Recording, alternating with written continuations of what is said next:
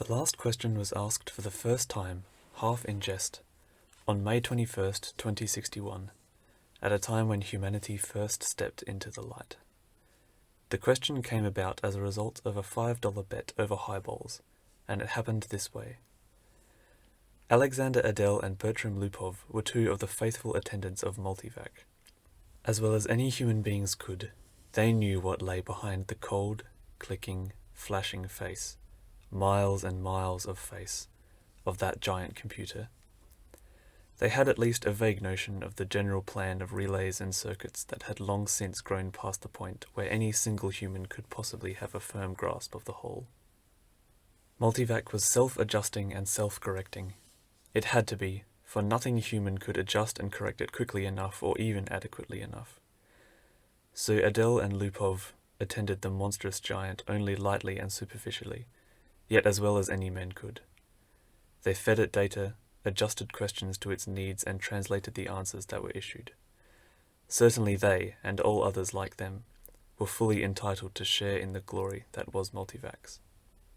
For decades, Multivac had helped design the ships and plot the trajectories that enabled man to reach the Moon, Mars and Venus, but past that, Earth's poor resources could not support the ships. Too much energy was needed for the long trips. Earth exploited its coal and uranium with increasing efficiency, but there was only so much of both. But slowly Multivac learned enough to answer deeper questions more fundamentally, and on May 14th, 2061, what had been theory became fact. The energy of the sun was stored, converted, and utilized directly on a planet-wide scale. All Earth turned off its burning coal, its fissioning uranium, and flipped the switch that connected all of it to a small station, 1 mile in diameter, circling the Earth at half the distance of the Moon. All Earth ran by invisible beams of sun power. 7 days had not sufficed to dim the glory of it, and Adel and Lupov finally managed to escape from the public functions and to meet in quiet where no one would think of looking for them, in the deserted underground chambers where portions of the mighty buried body of Multivac showed. Unattended, idling, sorting data with the contented, lazy clickings. Multivac, too, had earned its vacation, and the boys appreciated that. They had no intention, originally, of disturbing it. They had brought a bottle with them, and their only concern at the moment was to relax in the company of each other and the bottle. "It's amazing when you think of it," said Adele. His broad face had lines of weariness in it, and he stirred his drink slowly with a glass rod, watching the cubes of ice slur clumsily about. All the energy we can possibly ever use for free. Enough energy, if we wanted to draw on it, to melt all Earth into a big drop of impure liquid iron, and still never missed the energy so used. All the energy we could ever use forever and ever and ever. Lupov cocked his head sideways. He had a trick of doing that when he wanted to be contrary, and he wanted to be contrary now, partly because he had had to carry the ice and glassware. "Not forever," he said. "Oh hell, just about forever. Till the sun run downs, Bert." "That's not forever."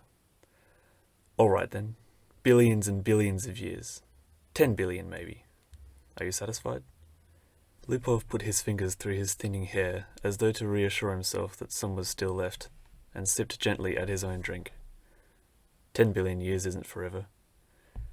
"Well, it will last our time, won't it? So would the coal and uranium." "All right, but now we can hook up each individual spaceship to the solar station, and it can go to Pluto and back 1,000,000 times without ever worrying about fuel. You can't do that on coal and uranium.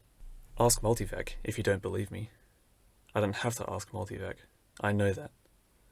"Then stop running down what Multivac's done for us," said Adele, blazing up. "It did all right." "Who says it didn't?" "What I say is that a sun won't last forever. That's all I'm saying. We're safe for 10 billion years, but then what?" Lupov pointed a slightly shaky finger at the other. "And don't say we'll switch to another sun." There was silence for a while. Adele put his glass to his lips only occasionally, and Lupov's eyes slowly closed. They rested. Then Lupov's eyes snapped open. "You're thinking we'll switch to another sun when ours is done, aren't you?" "I'm not thinking." "Sure you are. You're weak on logic, that's the trouble with you. You're like the guy in the story who was caught up in a sudden shower and who ran to a grove of trees and got under one. He wasn't worried, you see, because he figured when one tree got wet through, he would just get under another one. I get it, said Adele, don't shout. When the sun is done, all other stars will be gone too. Darn right they will, muttered Lupov. It all had a beginning in the original cosmic explosion, whatever that was, and it'll all have an end when all the stars run down. Some run down faster than others. Hell, the giants won't last 100 million years. The sun will last 10 billion years, and maybe the dwarfs will last 200 billion for all the good they are. But just give us 1 trillion years and everything will be dark. Entropy has to increase to a maximum, that's all. I know all about entropy, said Adele, standing on his dignity. The hell you do. I know as much as you do. Then you know everything has got to run down someday. Alright, who says they won't? You did, you poor sap. You said we had all the energy we needed forever. You said forever. It was Adele's turn to be contrary. Maybe we can build things up again someday, he said. Never. Why not? Someday. Never. Ask Multivac. You ask Multivac. I dare you. $5 says it can't be done. Adele was just drunk enough to try, just sober enough to be able to phrase the necessary symbols and operations into a question which, in words, might have corresponded to this. Will mankind one day, without the net expenditure of energy, be able to restore the sun to its full youthfulness even after it had died of old age? Or maybe it could be put more simply like this. How can the net amount of entropy in the universe be massively decreased? Multivac fell dead and silent. The slow flashing of lights ceased, the distant sounds of clicking relays ended. Then, just as the frightened technicians felt they could hold their breath no longer, there was a sudden springing to life of the teletype attached to that portion of Multivac. 5 words were printed. Insufficient data for meaningful answer. No bet, whispered Lupov. They left hurriedly. By the next morning, the two, plagued with throbbing head and cottony mouth, had forgotten the incident. Gerard, Geraldine and Gerardette 1 and 2 watched the starry picture in the visiplate change as the passage through hyperspace was completed in its non-time lapse. At once, the even powdering of stars gave way to the predominance of a single, bright, shining disk, the size of a marble, centered on the viewing screen. That's X-23, said Gerard confidently. His thin hands clamped tightly behind his back and the knuckles whitened. The little Gerardettes, both girls, had experienced the hyperspace passage for the first time in their lives and were self-conscious over the momentary sensation of inside-outness. They buried their giggles and chased one another wildly about their mother, screaming, "We've reached X-23! We've reached X-23! We've—" "Quiet, children," said Geraldine sharply. "Are you sure, Gerard?" "What is there but to be sure?" asked Gerard, glancing up at the bulge of the featureless metal just under the ceiling. It ran the length of the room, disappearing through the wall at the other end. It was just as long as the ship.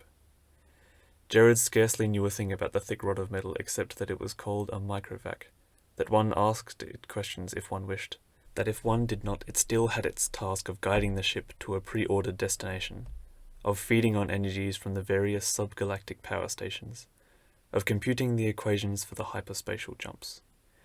Gerard and his family had only to wait and live in the comfortable residence quarters of the ship. Someone had once told Gerard that the AC at the end of microvac stood for automatic computer in ancient English, but he was on the edge of forgetting even that. Geraldine's eyes were moist as she watched the visiplate. "I can't help it. I feel funny about leaving Earth." "Why, for Pete's sake?" demanded Gerard. "We had nothing there. We'll have everything on X-23. You won't be alone. You won't be a pioneer. There are over 1 million people on the planet already. Good Lord, our great-grandchildren will be looking for new worlds because X-23 will be overcrowded."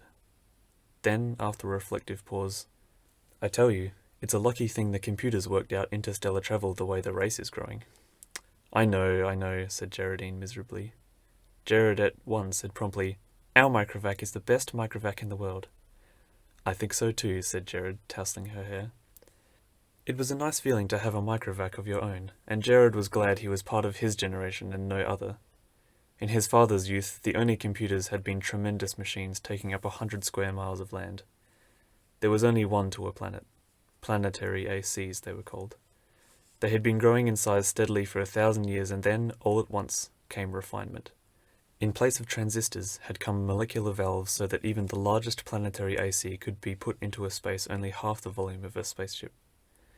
Jared felt uplifted, as he always did when he thought that his own personal microvac was many times more complicated than the ancient and primitive multivac that had first tamed the Sun, and almost as complicated as Earth's planetary AC, the largest, that had first solved the problem of hyperspatial travel and had made trips to the stars possible. So many stars, so many planets, sighed Geraldine, busy with her own thoughts. I suppose families will be going out to new planets forever, the way we are now. Not forever, said Gerald with a smile. It will all stop someday, but not for billions of years. Many billions. Even the stars run down, you know. Entropy must increase. What's entropy, Daddy? Shrilled Geraldette too. Entropy, little sweet, is just a word which means the amount of running down of the universe. Everything runs down, you know, like your little walkie-talkie robot, remember? Can't you just put in a new power unit, like with my robot? The stars are the power units, dear. Once they're gone, there are no more power units. Geraldette one at once set up a howl. Don't let them, Daddy. Don't let the stars run down. Now look what you've done, whispered Geraldine, exasperated. How was I to know it would frighten them? Gerald whispered back. Ask the microvac, wailed Geraldette one. Ask him how to turn the stars on again. Go ahead, said Geraldine. It will quiet them down. Geraldette too was beginning to cry also. Gerald shrugged. Now, honeys, I'll ask microvac. Don't worry, he'll tell us. He asked the microvac, adding quickly, print the answer. Gerald cupped the strip or thin cellufilm, and he said cheerfully, See now, the microvac says it will take care of everything when the time comes, so don't worry. Geraldine said, And now, children, it's time for bed. We'll be in our new home soon. Gerard read the words on the cellufilm again before destroying it. Insufficient data for meaningful answer. He shrugged and looked at the visit plate. X-23 was just ahead. VJ-23X of Lameth stared into the black depths of the three-dimensional, small-scale map of the galaxy and said, Are we ridiculous, I wonder, in being so concerned about the matter? MQ-17J of Nikron shook his head. I think not. You know the galaxy will be filled in 5 years at the present rate of expansion. Both seemed in their early 20s. Both were tall and perfectly formed. Still, said VJ-23X, I hesitate to submit a pessimistic report to the Galactic Council. I wouldn't consider any other kind of report. Stir them up a bit. We've got to stir them up. VJ-23X sighed. Space is infinite. 100 billion galaxies are there for the taking. More. 100 billion is not infinite, and it's getting less infinite all the time.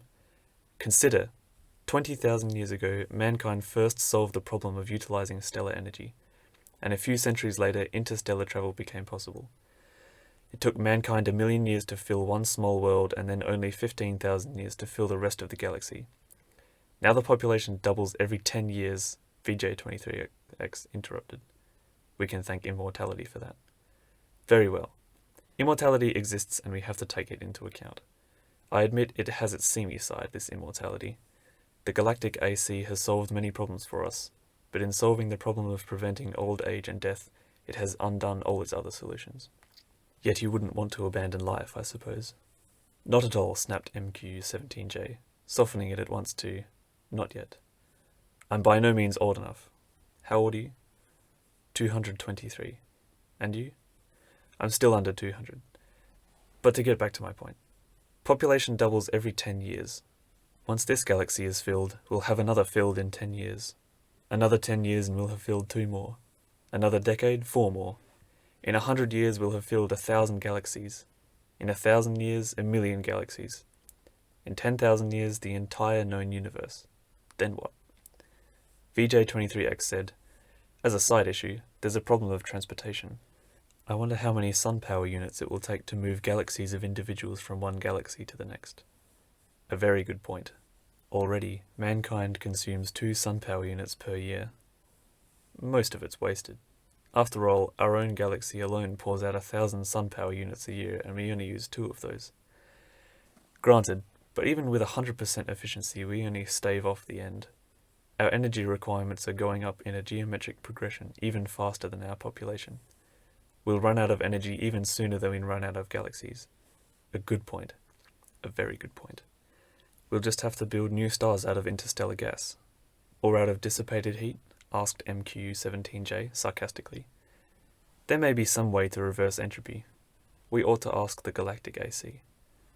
VJ23X was not really serious, but MQ-17J pulled out his AC contact from his pocket and placed it on the table before him. I've half a mind to, he said. It's something the human race will have to face someday. He stared somberly at his small AC contact.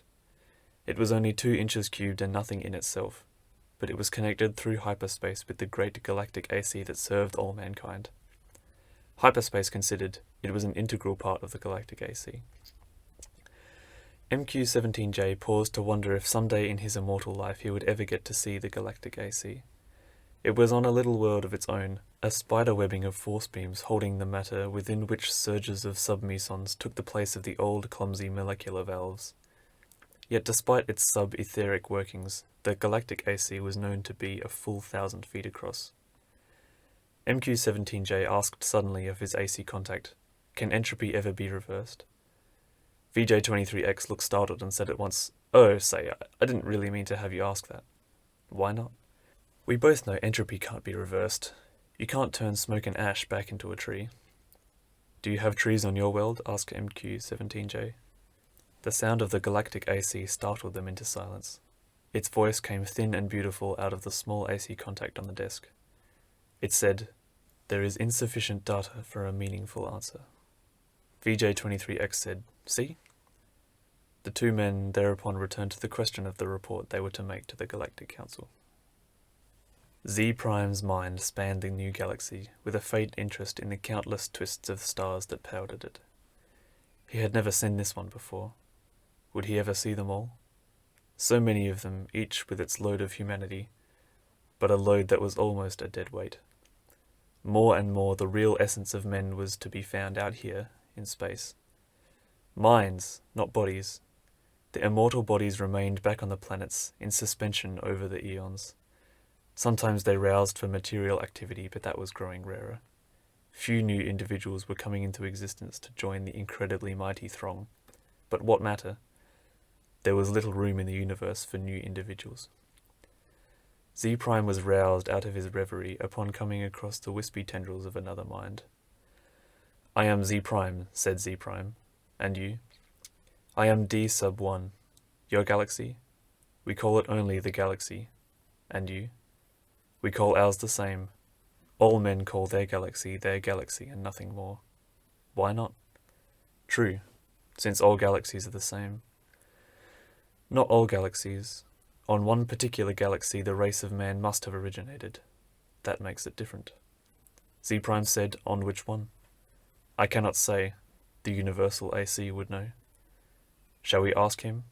I am suddenly curious." Z Prime's perceptions broadened until the galaxies themselves shrank and became a new, more diffuse powdering on a much larger background. So many hundreds of billions of them, all with their immortal beings, all carrying their load of intelligences with minds that drifted freely through space. And yet one of them was unique among them all in being the original galaxy. One of them had, in its vague and distant past, a period when it was the only galaxy populated by man. Z Prime was consumed with curiosity to see this galaxy, and he called out, "Universal AC, on which galaxy did mankind originate?" The Universal AC heard, for on every world and throughout space it had receptors ready, and each receptor led through hyperspace to some unknown point where the Universal AC kept itself aloof. Z Prime knew of only one man whose thoughts had penetrated within sensing distance of Universal AC, and he reported only a shining globe, 2 feet across, difficult to see. "But how can that be all of Universal AC?" Z Prime had asked. Most of it, had been the answer, is in hyperspace. In what form it is there I cannot imagine. Nor could anyone, for the day had long since passed, Z Prime knew, when any man had any part of the making of a Universal AC. Each Universal AC designed and constructed its successor. Each, during its existence of 1,000,000 years or more, accumulated the necessary data to build a better and more intricate, more capable successor in which its own store of data and individuality would be submerged. The universal AC interrupted Z Prime's wandering thoughts, not with words, but with guidance. Z Prime's mentality was guided into the dim sea of galaxies, and one in particular enlarged into stars. A thought came, infinitely distant, but infinitely clear. This is the original galaxy of man. But it was the same after all, the same as any other, and Z Prime stifled his disappointment. D sub 1, whose mind had accompanied the other, said suddenly, "And is one of these stars the original star of man?" The universal AC said, "Man's original star has gone nova.